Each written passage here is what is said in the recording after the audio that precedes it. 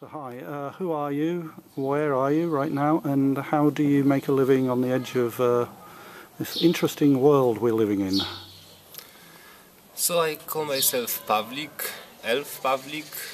Uh, I stay at this moment in Berlin, participating in Occupy Biennale gathering, and I've been living strictly moneyless for over 3 years now.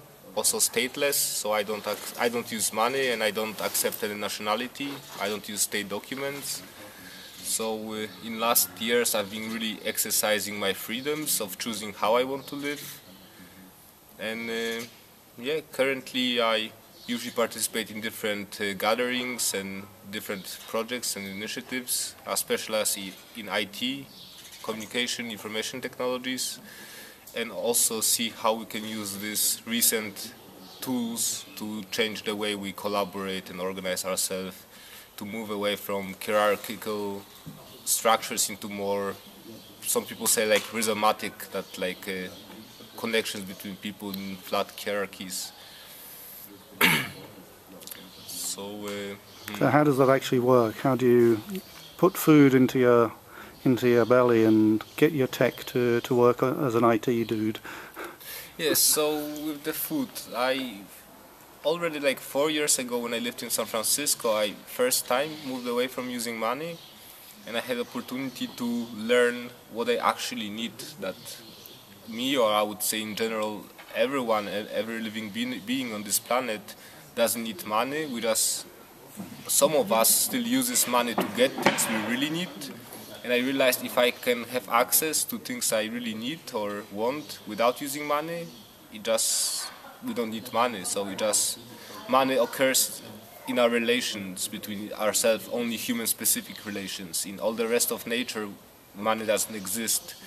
I also try to emphasize that it only exists in human imagination. Money has no physical presence. All the coins and bills and credit cards, if a small child looks at it, it's a plastic, metal, paper. The money comes only from the conditioning we kind of go as living in this society nowadays. So at this moment I managed to have everything I need without using money. Just people share it with me. Whatever I do, whatever I work on, I do because I want to support certain initiatives and projects and developments without asking anything back from it, just by supporting causes I care about. And similar, whenever people support me with food and shelter and just I hitchhike to go from place to place, it also comes because people just want to support me as a person, as what I do, and there's no money happening between us. And I also see that with current information technologies, we can move away from this monopoly of one system, especially this, in my opinion, very crippled and pathological state currencies with central banking, fractional reserves, interest rates, and all that stuff. We can move away from it into a system with diversity of systems we account in our relations. So if we know each other better and we have more trust to each other, we can have more liberal ways of accounting, actually not even accounting at all, just trusting each other and supporting each other. In our relations we have little less trust, we can use different sorts of accounting, including like resource sharing, or also some forms of alternative currencies. But myself, I mostly focus on systems without any monetary artifacts, which again I see as a purely conceptual human-created artifacts. So yeah, as I said, when I need to go longer distances, I stay only on European continent because since I decided not to use state documents and don't accept any nationality, I cannot comfortably leave certain part of Europe because I would have certainty of being asked for documents. And one of my friends who gave away his German passport, I used to have Polish documents, but my friend who gave away his German documents wanted to go to Tehran, visit his friends, and he got some international world citizen passport, whatever, and he got stopped on the border, on what some people consider a border, and needed to go back. So I hitchhike around at this moment to go long distances, Just usually when I go somewhere, I go to participate in some project, gathering, and then I usually stay with people who do it, and we share food, we cook together. If I stay in the countryside, I'll help with like growing food and so on.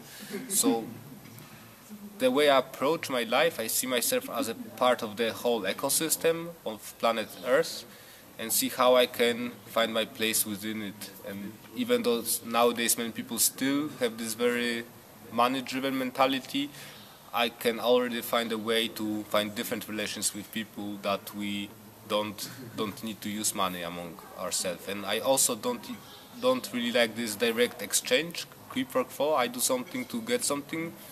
I like to do things that I really want to support, including just doing favors to friends and people I want to support.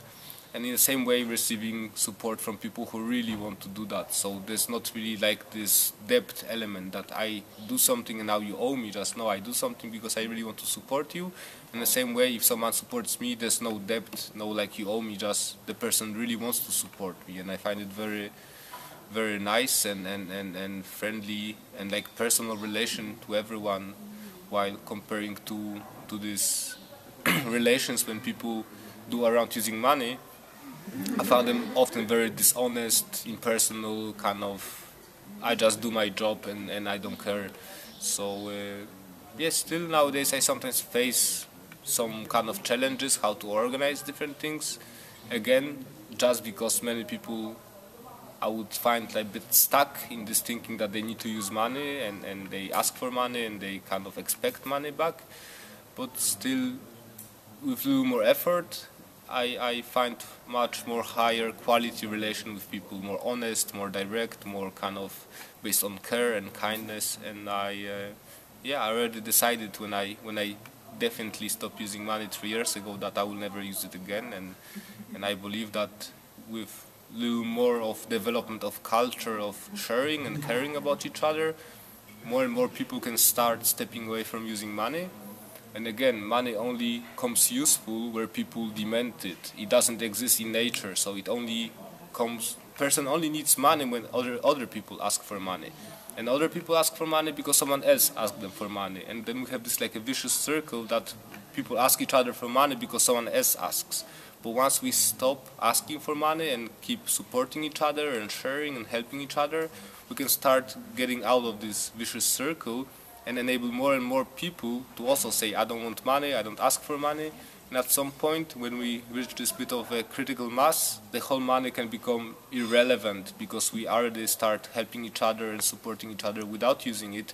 And I believe even in very short time, this whole monetary system can become obsolete by people just moving away from participating in it. What's your opinion of the development of other currencies, for example, Bitcoin?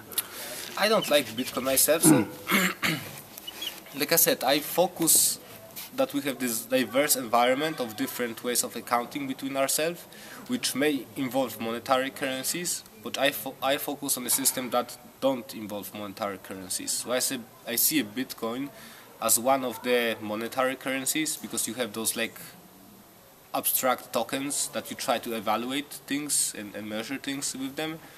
Well, I've seen many, so I can appreciate that people try to experiment, and I usually, even if I don't like to use the system myself, I encourage people to say, hey, yes, you have freedom of choosing how you want to do it, you can experiment, it's your life and your community, so you can use different variants. So I appreciate that people take challenge of innovation and experimentation. When it comes to Bitcoin, I don't like it because initially it gets distributed among like geeks. People waste electricity for this mining of them, and still it's completely disconnected from nature. We don't look at our relations, how things connect, what we need to support, that certain services and resources we can access. It has very similar problems as the state currencies. So, like I said, I appreciate people innovations and experimentation, but I don't find it very practical, and I have no interest in using it myself. Right now, you said you're living here in Berlin in the Occupy. This is like an Occupy in as part of the Berlinale, the Biennale? So actually people organizing this Biennale invited people from different groups related to Occupy Network and different groups related to Indignadas and some other like groups of people, sometimes called activists, to use this space for collaboration and doing something together. So it's fully kind of an invitation. It's not that we occupied this space, we've been invited to actually use this space and collaborate. Okay, within the terms of the economic crisis or the general crisis that the world and Europe finds itself in, do you see that that's making people more open to your ideas, to the kind of ideas the things you've already been doing? Just to clarify, I see nowadays people often, in my opinion, confuse economy and finances. Mm-hmm. I see them completely distinct. That economy, I consider something are relations and flow of services and goods and collaboration in community. Nowadays, very popular tool to organize it. People came up with these finances and monetary currencies, but again, I just see it as a tool to work with economic relations. So I would see that we face financial crisis, and I see it obvious because this whole system of mainstream currencies people use nowadays, just by design, cannot work. It needs to fall apart. But I wouldn't say that we have like economical crisis, because we have amazing technologies. We have 7 billion people, human beings, who can communicate in real time worldwide. We still have lots of resources. We have knowledge how to reuse and recycle resources. So again, I wouldn't say that we have some environmental challenges, of course, because of this misuse and abuse of resources and nature, but I wouldn't see that we faced so much economical crisis. Just people got stuck in those finances and they need to kind of at some point stop working because of the design flaws they have in it. And I would see that those challenges we face actually motivate people to get together and say, we don't want to continue like that. We cannot often specify what exactly we want to do differently, but we want to come together with others to discuss what problems do we see and how together we can come up with different possible solutions and experiment with them and share our experience with others. So the way I see these groups related to Occupy movement and Indignadas and other related, that people don't have precise expectations what we want. We just want to come together and together look for the solutions, different solutions for different problems, depending on the culture and the ways of living and so on. So I would also see people putting emphasis that, in contrast to many mainstream political parties and so on, that people sometimes try to say, we have answers to your problems, and you just, if that's what other people often say, if you vote on us, we will solve your problems.